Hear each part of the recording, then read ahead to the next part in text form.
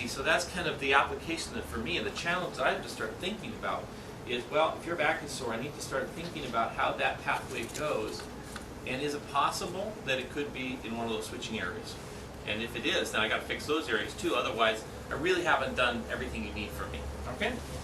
So, so pain, temperature, touch, all those sorts of things. What's the back of your head do? I may have to actually fix the cerebellum or maybe fix the thalamus, because it might be that somewhere along the way it's spilling over and it's amplifying that sound, and so, or amplifying that signal, so that you're feeling a lot more pain than it should hurt. It hurts more than it should.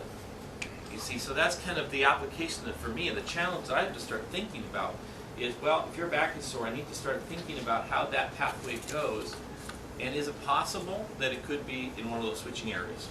And if it is, then I got to fix those areas too. Otherwise, I really haven't done everything you need from me. Okay? So, so pain, temperature, touch, all those sorts of things. What's the back of your head do? And then the occipital lobe back here. What happens back here? That's correct. Vision.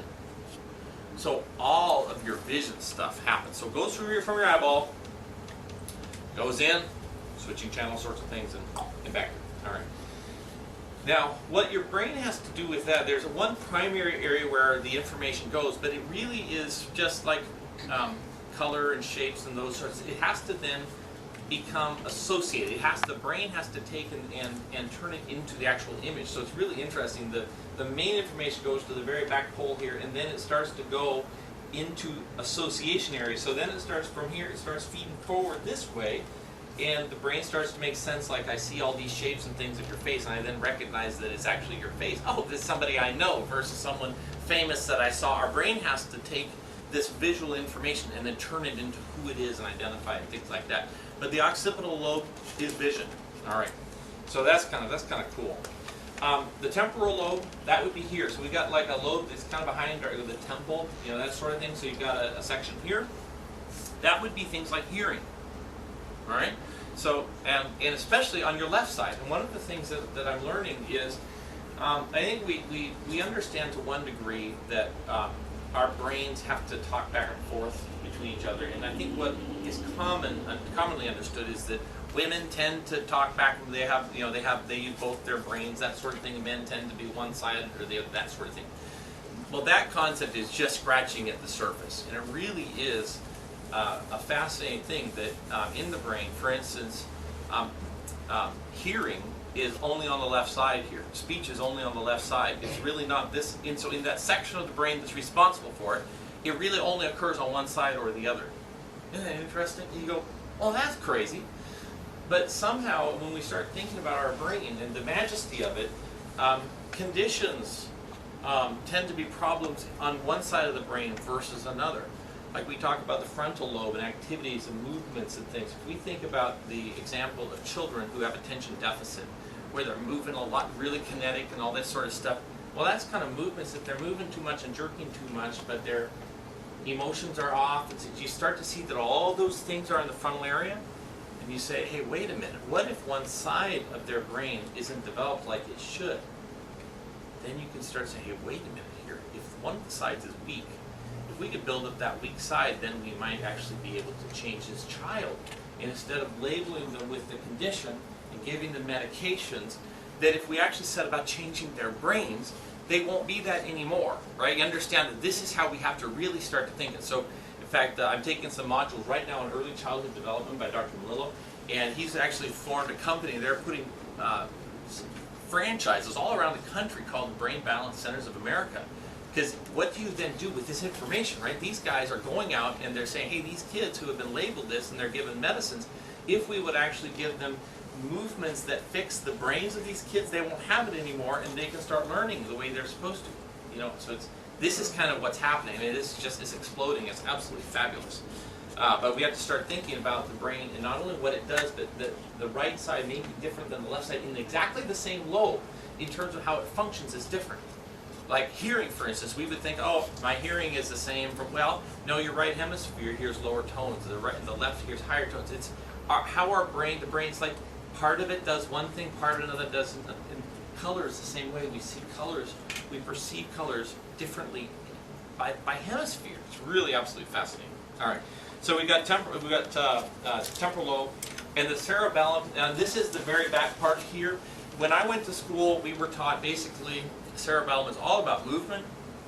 That what the cerebellum does is that it refines the movement. So the brain decides it wants to move my arm.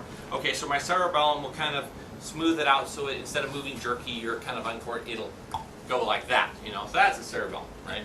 And if you have a movement disorder or tremor or something like that, it's your cerebellum's going out. So that was kind of what we thought about the cerebellum. You know what we're thinking now? That is really it's part of what it does. But the cerebellum has been shown to contribute to control of all brain function, especially cognitive and behavioral. So our cerebellum is actually a real pivotal key to how we think, not just how we move. And so that's really an amazing thing. And there have been a bunch of studies. In fact, if you guys are interested, for those of you who are kind of technical and would like to spend the time, this is a book that I'm going through right now, Dr. Melillo, Neurobehavioral Disorders of Childhood, an Evolutionary Perspective. Now he approaches it from a perspective of evolution, but I choose not to, but that's his perspective. But talking about the cerebellum's role in information processing. So he talks about various studies that have been done tying the cerebellum, and when they looked at the cerebellum's role in autonomic function, thinking, all sorts of stuff. So if you want data, I've got more data, it'll make your head spin, but it is something that's, and I just copy off some pages, and if you want me from pages 59 to like 63, that will give you enough food to ruminate on, and it will last you several days. Just kind of looking at this, and you'll start your mind. I was sitting this afternoon just in the sunshine, just thinking about this, having a wonderful time thinking about it tonight, and how when you leave, I want you to walk away with a new appreciation of the majesty of this body and how the brain works, and like I talked about temporal binding. You see all these different parts. There aren't then wires that go and connect to all the areas. When we do the PET scans of the brains, just certain areas light up. Well, they just light up. That because they're being activated. Well, what's active? How is that happening? And what we're starting to realize in terms of the function of the brain, there are some wires. We talk about the corpus callosum, the men and women, that sort of thing. There are some wires between the right and left hemisphere. But that's just one little section. But all these other areas, there are a few hardwired connections.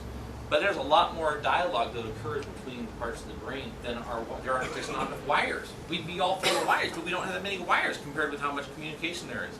So the concept of temporal binding is this. It is as if your brain has the metronome in it. And in fact, your brain actually has two different metronomes, and they're going at two different rates. Now, why would you have a metronome? The metronome serves a couple functions. It is a time code, all right?